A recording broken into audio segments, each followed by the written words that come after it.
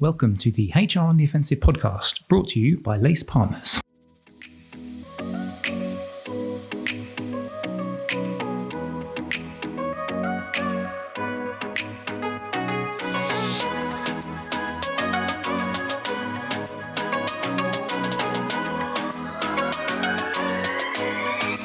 Good morning, good afternoon, and good evening. Welcome to the latest HR on the Offensive podcast. It's me, Chris Howard from Lace Partners. Thank you for joining me today. I am in the office with my special guest, Niall from Dragonfish, who joins for possibly the third podcast. Indeed, yeah, great to be back. Lovely to have you on, Neil. What we're going to do today is talk about your report, which you guys produced this year. I should probably articulate the name of the report, which is How Culture Drives Sustainable Performance in the New Era of Transformation. Quite excited to get into this. This is an iteration of a lot that you guys have been doing over a number of years now. We're going to go through a deep dive into it. If you haven't already seen, you can see a shortened version of this dive on live stream. If you check out the HR on the Offensive live stream, you can do that on YouTube, or if you go to our LinkedIn page as well, we'll give you a link in the show notes to the report itself so that you can download. We'll do the fundamentally different question to get us warmed up. And then we'll talk a little bit about yourself, your background, and then the report as well. But let's kick off with our fundamentally different question. For those of you who are maybe new to this podcast, we ask a completely random and non-HR related question. So today's guest, Neil, you're going to answer me a question which is around mispronounced words. Are you ready? I'm ready. At the time of recording, we are just about to drop into the new year, 2025. So it's 2024 at the moment. And I've just read an article which talked about the most mispronounced words of 2024. Now, you can't choose any of these, but I'm going to give you some time to compile and compose your thoughts. We had espresso.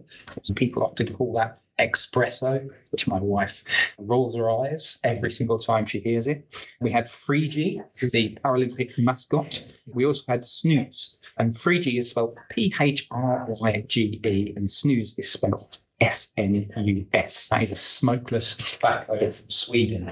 I'm going to go first to give you an extra few seconds, but I have real trouble with Worcestershire sauce. So, yeah, that's one of mine. If there's one word or phrase that is difficult for yourself, what would it be? So as a Scotsman, there are a few words that team love to hear me say, including burger. But one of the words that I think I've always struggled to say, so making me laugh this, is honorary. And again, a Scotsman saying honorary doesn't sound quite right. So I'm going to go with honorary, my mispronounced word of this year. I love it. I absolutely love it. Unfortunately for you, it's not just this year, it's previous years and future. Indeed. Let's talk a little bit about yourself. You've already given our listeners a little bit of a peek by explaining and get by the accent of your heritage. But let's talk a little bit about yourself, your background, and then let's talk about Dragonfish as well. And then we'll get into the detail about redefining the Culture Code 4.0. Great. So thanks, Chris. From Scotland, my background is in operations. I then moved into HR, organisational development. I worked for a number of brands, including Vodafone, Royal Mail, Gap, over a number of years. I'm not necessarily a classically trained consultant, but really enjoy helping organisations transform. People performance has been a theme throughout my career, and very passionate about unlocking the potential that people have. And I've always believed culture is a huge driver for many positive outcomes, really helping people achieve their potential. Yeah, about 7-8 years ago, I actually used Dragonfish in their very early days to help me, obviously CPO as a global health and fitness brand, Dragonfish to bring our teams closer to our members at that time. Really loved the idea of using customer experience principles, data and insight principles to help improve people experience and to really crack the culture code. Loved it so much I made the switch, leaving that organisation to go on the kind of lead at Dragonfish. So yeah, I'm the managing director and chief impact officer, leading our movement, both from a data research point of view, but also consulting practice working with a wide range of organisations. Love it. And you also have the best job title as well, impact officer. Yeah, thank you. Yeah, exactly. Well, I think that's what it's all about. I definitely see myself as the chief culture officer for Dragonfish, but a chief impact officer for our clients. So yeah, that's where my focus is. And a bit about Dragonfish. So we are a culture and performance consultancy. We work with ambitious brands with bold visions. The name comes from the fish that swims in the bottom of the ocean, sees things from a different perspective, and has a bioluminescent that shines a light. We want to help organizations unlock their potential and make work more meaningful by measuring, shaping, defining, embedding, and sustaining high-performing culture. And we're able to help our clients do that. So that's what we're all about. We work with a wide range of organizations from not-for-profit, third sector, global institutes, through to public sector and fast-moving consumer brands. That's a bit about Dragonfish. Nice. Let's rewind the clock a little bit, I guess, to the first iteration of the culture code. Can you tell us a little bit about first one? Yep. And then actually, let's just do it as a bulk. First one, 2.0, and then 3.0, and then we'll go into more detail on the current one, just 4.0. Of course. So when Dragonfish was being established, a number of clients, myself included, were trying to answer many questions with employee engagement data. We felt that employee engagement data had some gaps, some blind spots, particularly when it came to understanding the relationship the customer has on the culture of an organization, the experience that people have, but also more in-depth questions around the brands. What's the organization unique? What's in its DNA? What does it stand for?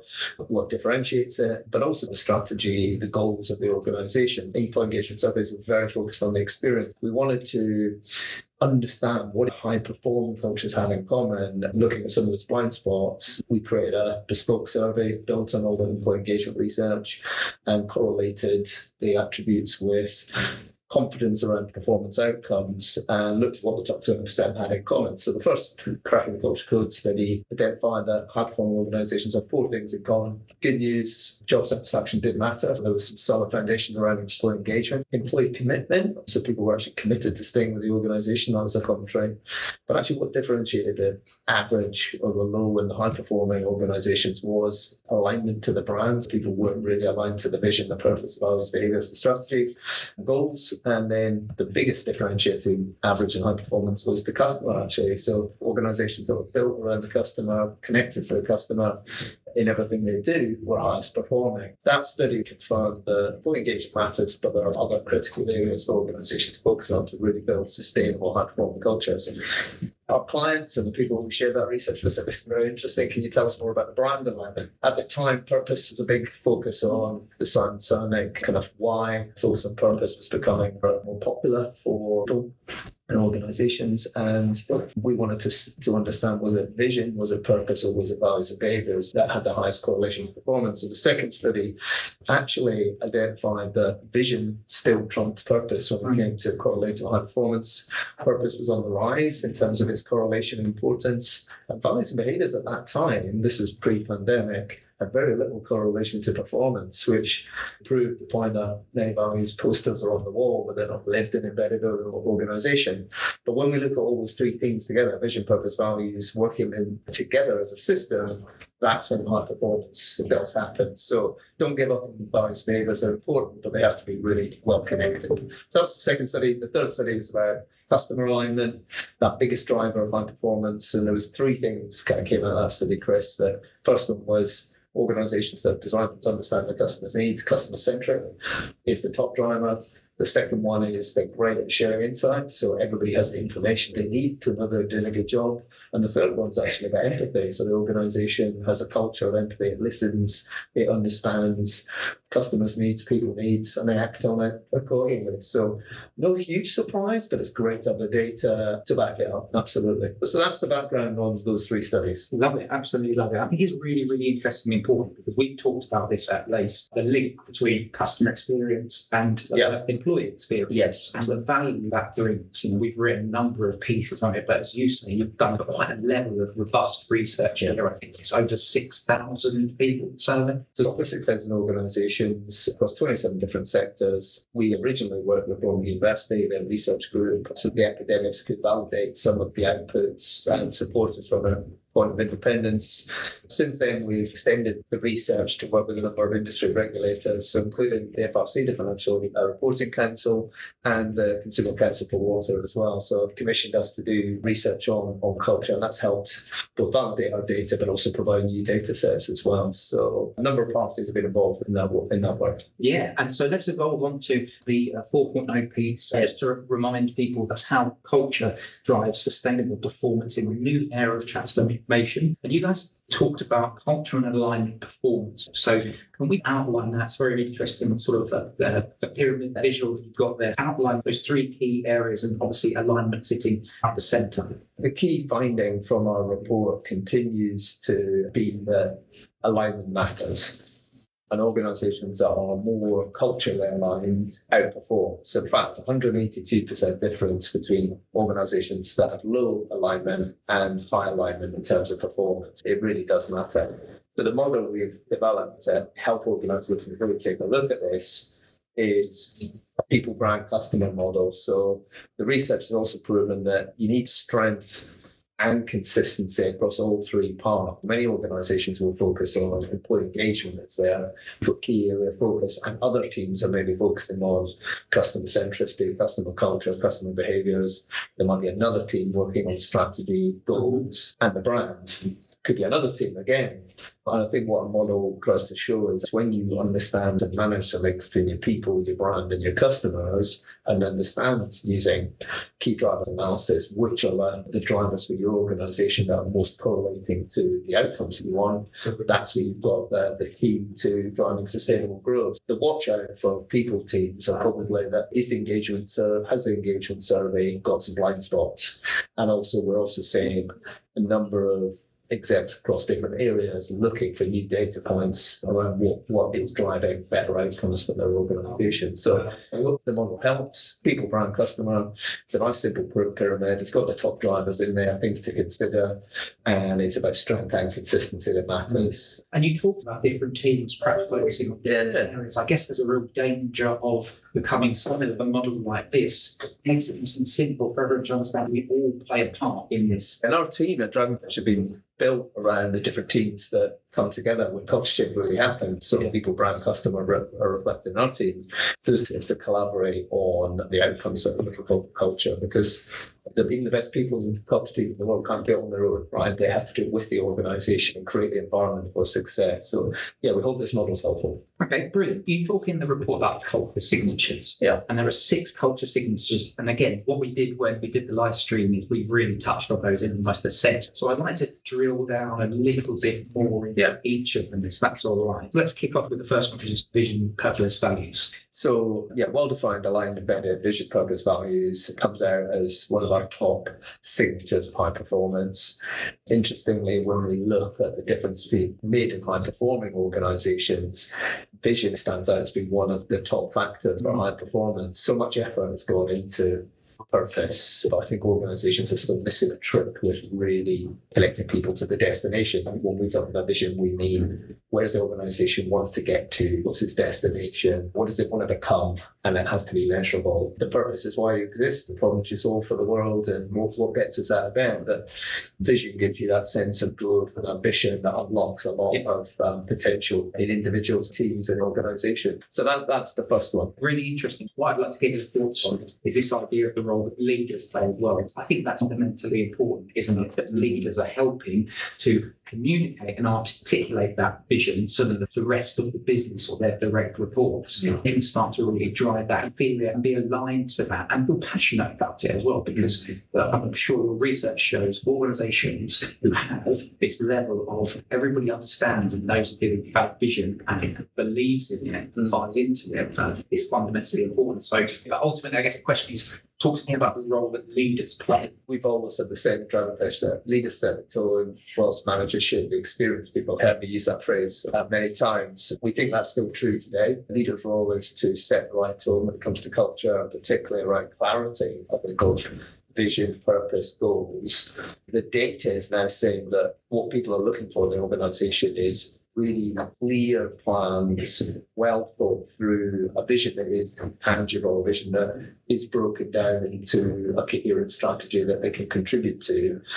they are actually looking more now for managers to bring the vision to life in their everyday, less it being everything on the role of leaders. So they're looking for leaders to do a good job of setting the vision and making sure it's an achievable vision and a sensible vision, well-informed vision that is translated into plans that they can execute. So it's not all on leaders' shoulders. I think increasingly change is happening from the middle of the organisation, particularly as organisations are becoming flatter in nature. What's more important in terms of what our data is saying is leaders role modelling the values and behaviours and setting the right tone in terms of making ethical decisions, in terms of making decisions around the purpose, bring the purpose to life. That has a clear link to the confidence teams have in the products and services that it sells or offers, and also in their experience of the organisation as an employer. Yeah, definitely. And this kind of deal with it, that is of empowerment for managers to be able to articulate, demonstrate, and drive through that vision. Let's talk about the second signature,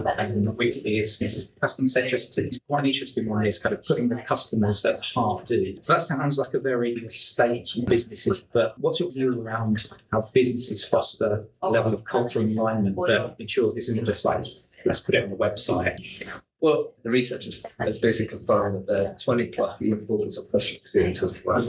Organizations do not typically unless they're clear who their customers are and they execute on the needs of their customers and they adapt to the needs of their customers. So actually, there are three dimensions: people, brand, customers. Customer is the strongest, even in a lower performing organization. So that's really interesting. But it also means that people and brands are often the handbrakes of many organizations. Customer centricity has the biggest impact on performance and sustain performance over time.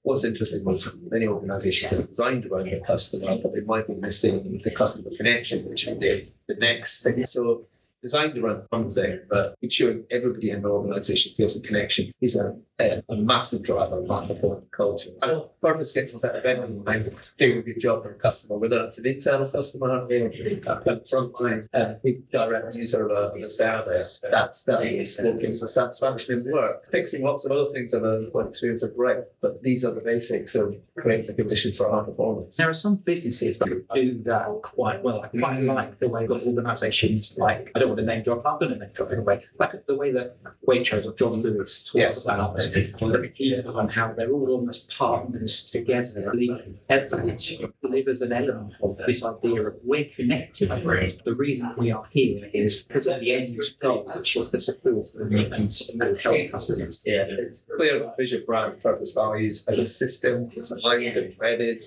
well-defined, data-led. Customer centricity, customer connection, those are the top three. And then the next one's really shine an interesting light on the people dimension. For us, one of the reasons for doing this research a little bit after the pandemic, so we're at the kind of the recovery phase. What is changing? What matters now, post-pandemic, around the people dimension when it comes to drivers and high performance. So there's three signatures here. So the first one is the personal growth and fulfillment. So I think it's really interesting how important a sense of accomplishment has become for people.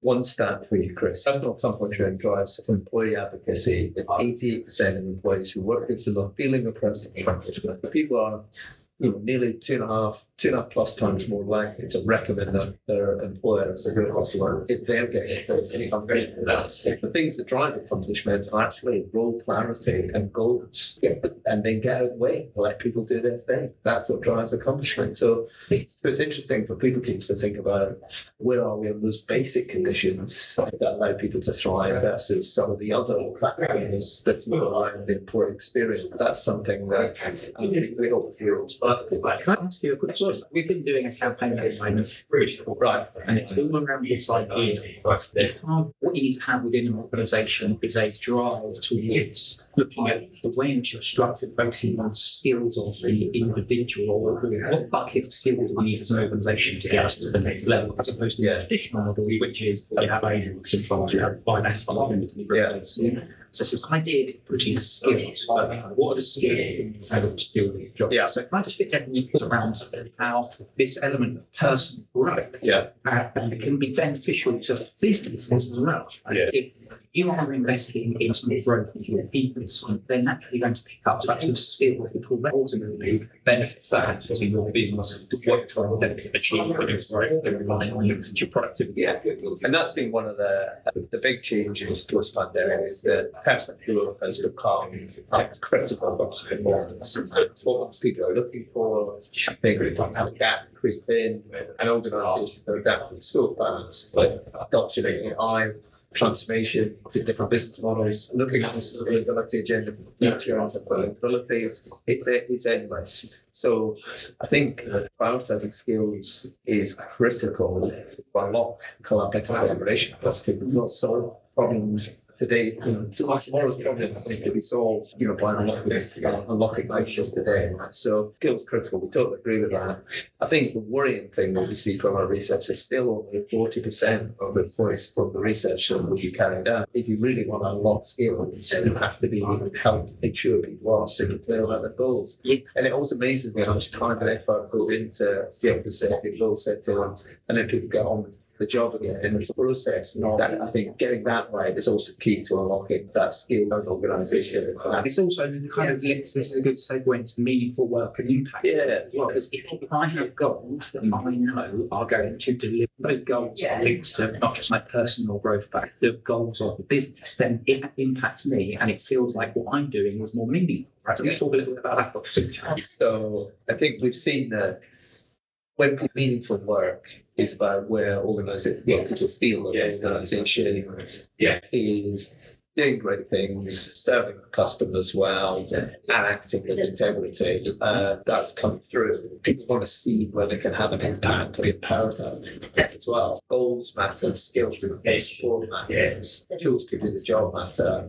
It's really creating that environment for people to be able to do their thing. And feel trusted and valued doing what they want. Trusted and valued, that's absolutely right. Real basics around what people want. But I think what we're seeing is more and more people are not responding to what to do. They want to be empowered with the tools to really be able to contribute. That's a win-win for the organisation, the customers, and for the business if organisations can create the conditions for people to have that.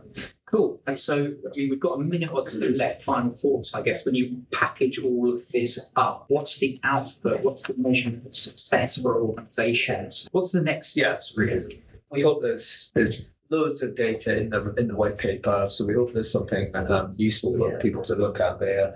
I think the outtake is step one, how strong is your alignment in your organisation? Ask yourself that, reflect on the model, maybe do a self-assessment. So how strong are people, customer, brand alignment in our organisation, and have we got, what data have we got that's helping us understand our picture? Step one is to have a conversation around it, look at some data, and maybe get some different stakeholders together from different teams. I think we've also tried to make it tangible. So these 6 industries are great, but they can be, what do we do about them? What are the actions we can take? Here are some examples, case studies, or ideas that people can take. But most of the best ideas are from within the organisation. I think it's having a conversation about what are the things that really matter and what are we doing against those 6 signatures. And we have got a data set, a question set organisations can use to benchmark themselves against this research and get some output so that if they are interested in that. So we have a solution called Lumen, which is using the question set that we've conducted for the research that gives you a very simple report on people, brand, customer, and performance sentiment that delivers something actionable for your organisation. Using the key driver analysis, what are the actual drivers in your organisation? Because every organisation is unique. These are the universal signatures. But each organisation has certain things, certain sectors have their own nuances, or certain size or stage of organisation have its own nuances around what's going to drive you to the next level of performance. So we have got a solution there that empowers the internal team with some new data and insight. And that's something we've already tested and used with a number of base clients, actually. So the best way for them to just find out more about Lumen, just drop you a note on LinkedIn or contact us on LinkedIn. LinkedIn or through our website. We would love to chat more about the research and how it can help in terms of their plans moving forward, whether that's culture, whether that's the work with customer, whether it's rethinking employee engagement, many different applications. Lovely stuff. As I said right at the beginning of the show, you can access the white paper just as a reminder. It's how culture drives sustainable performance in the new era of transformation. Brilliant. Thank you very much for joining me, as Ed. Pleasure. If you want to find out more about any of our podcasts or any of the other activities, we'll put a link accessing the webpage on the Dragonfish website where you can then download the report itself in the show notes. Apart from myself and from Neil, thank you very much for joining us, and hopefully we'll catch you next time on the HR on the Offensive podcast. Yeah. Bye-bye.